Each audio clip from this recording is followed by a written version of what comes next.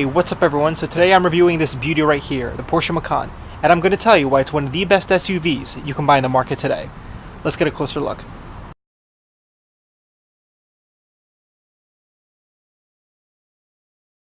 So if we take a look at the outside of the car, we're reminded that this is a classical Porsche, right? I mean, everything from the aggressiveness of its grille to its oversized lights, like to the curvature of its body. I mean, it's reminiscent of its smaller counterparts, and that's what makes this car look so cool. The form factor is just there. I also love the particular styling and color combinations of this car. The black contrast in the actual window trim along with the white paint looks very sporty. So as far as trunk space goes, there's enough room to fit like 2 grown golden retrievers or like 3 extra large Yeti coolers filled with jungle juice, in case you're feeling adventurous, but there's more than enough trunk space. So this particular Porsche engine is the 3.0 V6S, capable of 340 horsepower output.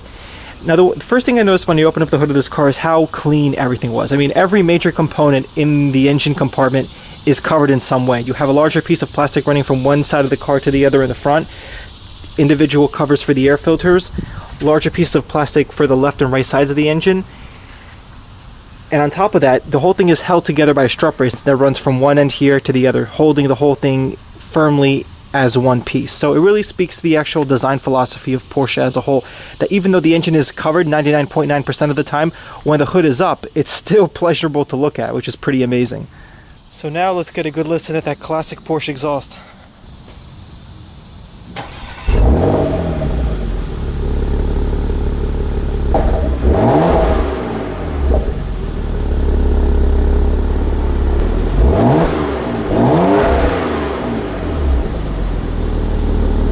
So the 2015 Macan has daytime running LEDs in the front and rear.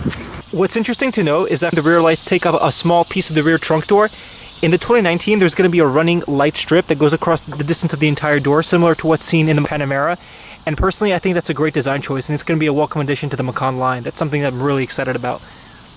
So getting into the rear of the car, we can see that there was enough room for 2 smaller passengers. I mean, I'm 5'9", and I got maybe about 3 to 4 inches on me. You know, the intent of the Macan isn't to fit, 2 rear passengers, that are 6'5". In the center here, we have individual heating and cooling functionality for both rear passengers, as well as temperature control. So one of the main gripes I have about the 2015 Macan is the infotainment system. I mean, this thing is just atrocious. The actual software included with this is actually pretty laughable. I mean, coming from a 2015 BMW with connected drive, which is fluid, responsive, and very fast, this thing is just atrocious to work with. I mean, you can actually see, notice a clear delay in pinching and zooming when trying to access the map. In terms of the overall button layout and functionality, it may present itself as visually easy to navigate, but it's actually very cumbersome in terms of navigation. So I'm glad that they managed to change this for the model year 19, and I'm hoping that they do further revisions for the 2020 model year as part of the whole refresh. By the way, I forgot to mention, Porsche's transmission is a 7-speed PDK, or Doppelkupplung, as they call it in Germany. It features both an automatic and manual mode, although I don't know why they call it a manual mode, because it's not really manual at all.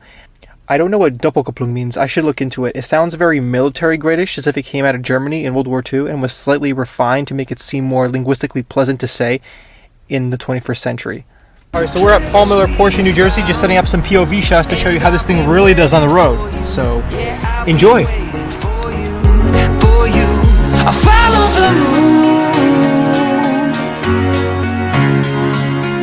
moon from the dark to the break of dawn. We let it loose. So if we throw this thing into sport, here we go.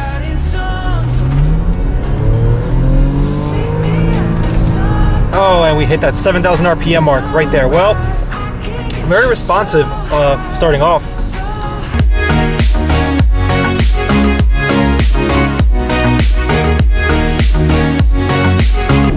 Overall, it's a very good ride. I mean, I think Porsche outdid themselves with this car. For a car this size, it's quick, it's nimble, it makes you want to drive an SUV. I kind of do wish the sport mode was a bit more substantial. This car isn't outfitted with a sport suspension or any additional sport packages, but I kind of wish it was a bit more aggressive and the car tightened up more once you activated that mode. That's something I miss. The one thing I don't get is why it took them until the 2019 model year to implement a larger 11-inch screen into the Macan. I mean, there's really no excuse here, right? Audi, BMW have had larger screen sizes for a while now, and as far as like their overall infotainment services, like Audi's MMI cockpit and BMW's iDrive 6.0, I think have been around for like a good year or two, and they're very refined. And the fact that Porsche isn't really investing into these new technologies and pushing them out faster is very concerning. And this is especially coming from the fact that you're a top competitive European car manufacturer. You should be on the forefront of technological advancement and be working towards putting these things into each and every one of your cars as quickly as possible in order to be, competitive in the market. And as you're actually driving, you notice how dumb the center console layout is in this car. I mean, I test drove the Porsche Panamera 2017, and I was just really impressed by the overall cleanliness of that design. I mean, I'm in a car, for God's sakes. I'm not on an Airbus, on some transcontinental flight. See, here's the thing. If you could actually get around the stupid quirks found inside the car, which there are a number of, it's a good car to have if you have a family. I mean, it's a great purchase if you're a driving enthusiast that has, 2 small kids. I'd recommend it. Honestly, if I was ever destined to be a soccer dad, this is the car I'd buy. So the Porsche Macan is one of the best SUVs you can buy in the market today, hands down. I mean, in terms of performance and capability, it passes both those tests with flying colors. And if you can get over some of the quirks found in the older year models, those are still cars worth checking out. My one recommendation, though, would be to strongly try and wait until the 2019 or 2020 model years. The 2019 is refreshing the infotainment system, with the brand new 11-inch screen and new interface. And there's a rumored complete car refresh occurring for the 2020 model year. So I would definitely wait and see what that's going to turn out. Thanks a lot, guys, for watching. If you like what you saw, please hit that subscribe button. And until next time, peace!